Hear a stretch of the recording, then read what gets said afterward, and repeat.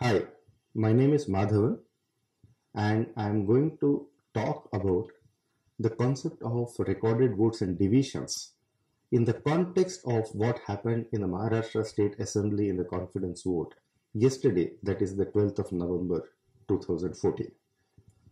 What happened was that the new Chief Minister of Maharashtra had to do a confidence vote in the House, and it ended with a voice vote, which means that people who were in support said ayes and the people who were against said noes.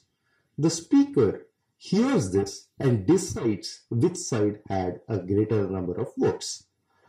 The speaker decided that the ayes, that is the people supporting the government, had a greater number of votes, and the government won the confidence vote.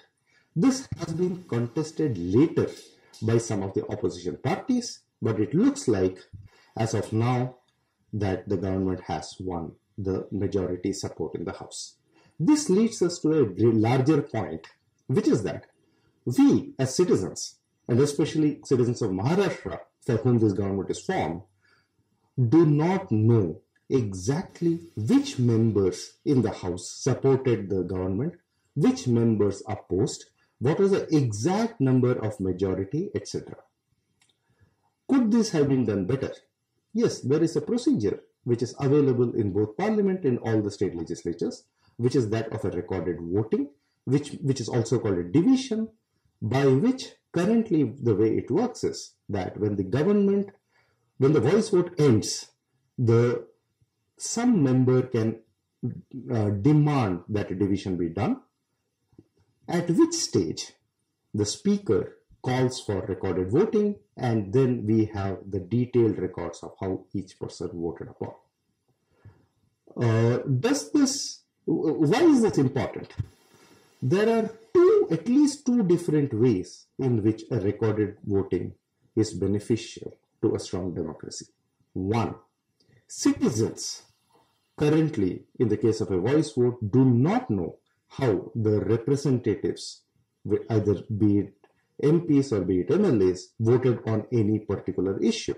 So, the accountability of the representative to the constituent is weakened in the case of a voice vote and will be stronger in the case of a recorded vote, because when the MP or MLA comes back for re-election, citizens know how they voted on each issue and can use that to take an informed decision whether to re-elect that person or not. And a related second point is that over a period of time, especially in the case of legislators who have been re-elected a number of times, you have a long record of how they voted on every issue, and therefore one knows whether they have been consistent in their positions or whether they have switched positions frequently. A couple of examples will make this clear, and as they say, the numbers tell the story. During the period of the last Lok Sabha, which is 2009 to 14, there were a total of 243 substantive issues that were discussed, and only 22 resulted in a recorded voting, out of which on 5 it is mandatory. So only 17 out of 238 resulted in a recorded voting. This includes the case of the criminal laws amendment, which followed the Nirbhaya episode. Despite great attention on that case, only 203 members of parliament were present according to the recorded voting records when the vote took place on the amendments to the criminal laws. Even in the case of confidence votes, the record has been patchy. Out of 35 confidence votes or no confidence motions that have taken place in independent India, 28 had recorded voting, but there were 7 in which we only have a voice vote data. So, what can be done to change this? Should we have recorded voting? It looks like it would definitely build democracy. How can it be done?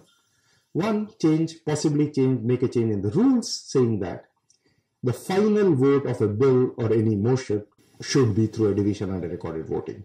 A simple change in the rules can ensure that it's always done. But it can be done even more easily. All it takes is for a few MPs who decide that we will ensure this is done, because in the House, immediately when the voice vote is taking place and the speaker says that the vote is either negative or adopted the first round, anyone can immediately demand for a division, and that demand has to be acceded to. Therefore, if a few MPs decide that every major motion they will demand a division, it has to be done, and that will result in significant reform to the way we record what our parliament has done. Thanks.